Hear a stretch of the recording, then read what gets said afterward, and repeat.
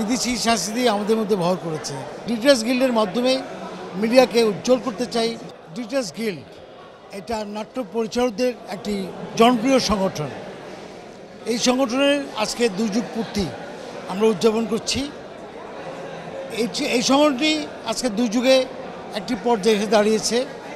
আমাদের নতুন কার্যকরী পরিষদ এই সংগঠন নিয়ে অনেকগুলো কাজ করছে এবং সামনে করবে।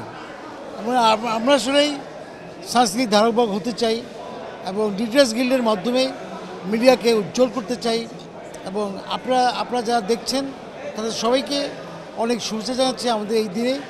আপনাদের সবাইকে অনেক ধন্যবাদ। আপনারা দেখুন, থাকুন ডিটেলস গিল্ডের সাথে এবং বাংলা নাটক দেখুন।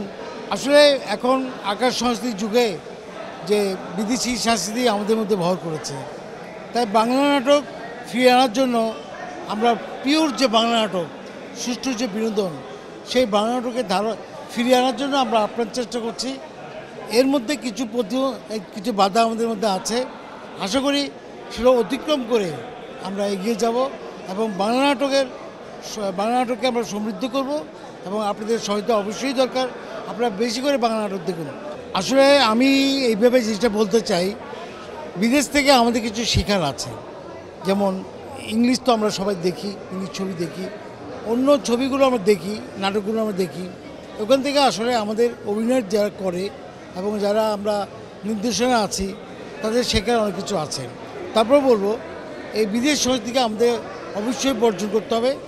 আমাদের বাংলা নাটকের জন্য আমাদের বাজেট থেকে শুরু করে শিল্পী সম্মানী, পরিচালক সম্মানী সুষ্ঠু একটি বাজেট আসলে আমরা পাই না। আমরা যারা নির্মাতা তারা যখন আমরা একটা কাজ করি তখন দেখা যায় রাত্রে আমাদের যে সময়টুকু আছে এগুলো অনেক সময় আমরা নিতে পারি না। নাটককে ভালো করার জন্য আমরা ডিরেক্টরকে বলা হয় ক্যাপ্টেন অফ দ্য শিপ। আমরা চেষ্টা করি এই একটা ভালো কাজ উপহার দেওয়ার জন্য। সেজন্য দরকার আমাদের সুষ্ঠু একটা নীতিমালা, সুষ্ঠু একটা বাজেট।